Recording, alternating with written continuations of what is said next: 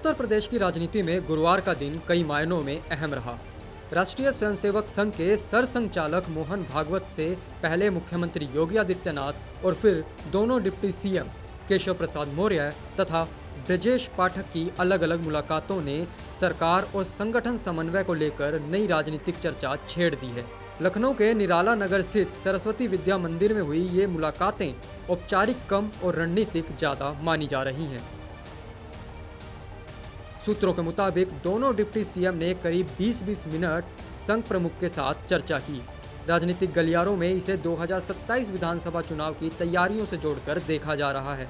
खास बात ये रही कि संघ प्रमुख इन दिनों उत्तर प्रदेश के दौरे पर हैं। गोरखपुर के बाद वे लखनऊ पहुंचे और यहां संगठन विस्तार, सामाजिक समरसता और वैचारिक स्पष्टता पर फोकस किया। दरअसल संघ और बीजेपी के रिश्तों पर अक्सर विपक्ष सवाल उठाता रहा है। ऐसे में भागवत ने हाल ही में यह कहकर कि आरएसएस बीजेपी का रिमोट कंट्रोल नहीं है, एक वैचारिक रेखा स्पष्ट करने की कोशिश की।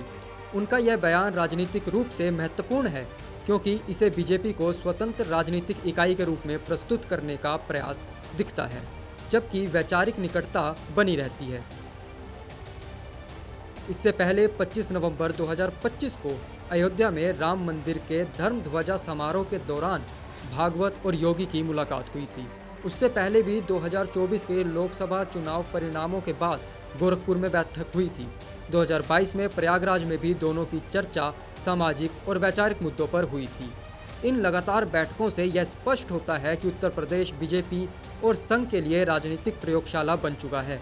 यहाँ की राजनीतिक दिशा राष्ट्रीय राजनीति को प्रभावित करती है। लखनऊ प्रवास के दौरान भागवत ने जाति और सामाजिक एकता पर जोर दिया। उन्होंने कहा कि हम सब भारत माता के बेटे बेटी हैं और छुआछूत जैसी बुराइयों को खत्म करने की बात की।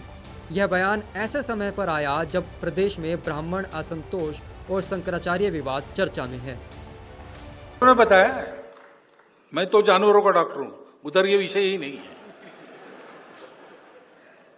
मनुष्यों के डॉक्टर मुझे ये बताते हैं। फिर अपने देश की पॉलिसी है, पॉपुलेशन पॉलिसी, वो 2.1 रिकमेंड करती है। अब वो देश का एवरेज 2.1, ये तो ठीक है, लेकिन संतान होती है तो 0.1 संतान कभी होती नहीं। गणित में 2.1 का 2 होता है, लेकिन मनुष्य के जन्म में 2 के बाद 0.1 होता नहीं ना, 3 ही होता है, इसलिए 2.1 मीन्स 3। तो भारतवर्ष के प्रत्येक नागरिक ने यह देखना चाहिए कि अपने घर में 3 होने चाहिए। ये देश की दृष्टि से कह रहा हूं। दूसरा, एक कंसर्न भी है, जनसंख्या एक एसेट है, बोझ भी हो सकता है, कल खिलाना पड़ेगा ना सबको, तो उसी के लिए पॉपुलेशन पॉलिसी रिकमेंड करती है।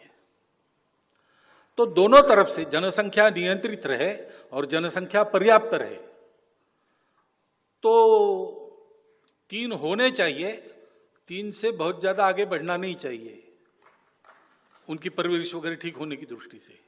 ये सब लोगों ने स्वीकार करने वाली बात है। जन्म दर कम होने की बात है तो वो सबका कम हो रहा है। हिंदुओं का पहले से कम था तो ज्यादा कम हो रहा है, बाकी लोगों का उतना कम नहीं हो रहा था, तो आज उनका ज्यादा दिखता है, लेकिन उनका भी कम हो रहा है। प्रकृति ऐसा करती है, संसाधन कम है, जनसंख्या ज्यादा हुई तो प्रकृति में ऐसा कुछ होता है। तो इसका संदेश लेके सब लोगों ने 3 से कम नहीं करना और 3 से आगे करना, इसके लिए नई पीढ़ी को तैयार करना चाहिए। और जिनके हाथ में अभी भी है उन्होंने ऐसा करना चाहिए। संघ प्रमुख ने यह भी कहा कि जाति व्यवस्था समय समय के साथ अप्रासंगिक हो रही है और हिंदू समाज को एकजुट होना चाहिए। इसे बीजेपी की उस व्यापक रणनीति से जोड़कर देखा जा रहा है जिसमें वह सामाजिक समीकरणों को साधते हुए व्यापक हिंदू एकता का संदेश देना चाहती है। इस कयास के अलावा डिप्टी सीएम ब्रजेश पाठक ने गुरुवार सुबह अपने लखनऊ आवास पर 101 ब्राह्मण बटुकों का पूजन किया। पत्नी नम्रता पाठक के साथ उन्होंने तिलक लगाया, आशीर्वाद लिया और वैदिक मंत्रोच्चार के बीच कार्यक्रम संपन्न कराया। यह आयोजन उस समय हुआ जब मौनी अमावस्या पर प्रयागराज माघ मेले में शंकराचार्य अविमुक्तेश्वरानंद के शिष्यों के साथ कथित दुर्व्यवहार का वीडियो सामने आया था। वीडियो के वायरल होने के बाद ब्राह्मण समाज में नाराजगी की चर्चा तेज हुई थी। पाठक, जो बीजेपी के प्रमुख ब्राह्मण चेहरों में गिने जाते हैं, लगभग 1 महीने तक चुप रहे। हाल ही में उन्होंने कहा कि चोटी नहीं खींचनी चाहिए थी, यह महाअपराध है। हालांकि उन्होंने सीधे शंकराचार्य का नाम नहीं लिया, पर महापाप वाले बयान पर सांसद शिवपाल यादव ने पलटवार किया है। देखिए, वो उसी पार्टी के हिस्सा हैं और मंत्रिमंडल में भी हैं, तो अगर उनको इतना ही बुरा लगा है तो उनको इस्तीफा दे देना चाहिए। पाप तो उनको भी लगेगा, पाप उनको इसलिए लगेगा कि उसी मंत्रिमंडल के वो भी सदस्य हैं। अपमान तो वहीं से हुआ है, तो तुरंत उनको इस्तीफा दे देना चाहिए। ऐसे में बटुक पूजन को राजनीतिक डैमेज कंट्रोल की रणनीति के रूप में देखा जा रहा है। इसके माध्यम से संदेश दिए जाने का प्रयास किया जा रहा है कि सरकार ब्राह्मण विरोधी नहीं है।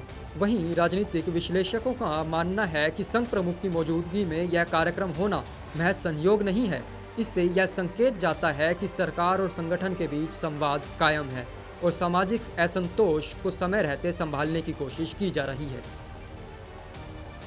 केशव मौर्य की अलग मुलाकात भी अहम मानी जा रही है। मौर्य पिछड़े वर्गों का प्रतिनिधित्व करते हैं, जबकि पाठक ब्राह्मण चेहरे हैं। ऐसे में दोनों की अलग अलग मुलाकातों से यह संदेश देने की कोशिश दिखती है कि बीजेपी अपने सामाजिक संतुलन को बनाए रखने के लिए सतर्क है। वहीं विपक्षी इसे बीजेपी की छवि सुधार कवायद बता रहे हैं।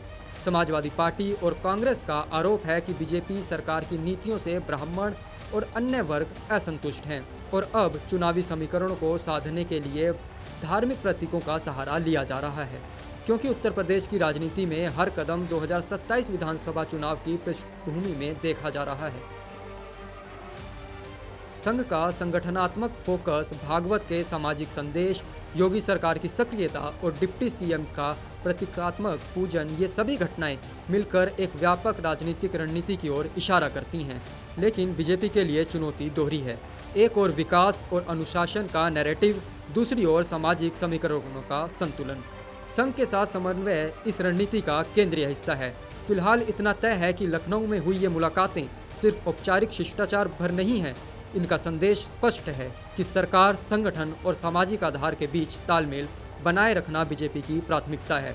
आने वाले महीनों में यह समन्वय किस राजनीतिक रूप में सामने आता है, इस पर सबकी नजरें रहेंगी।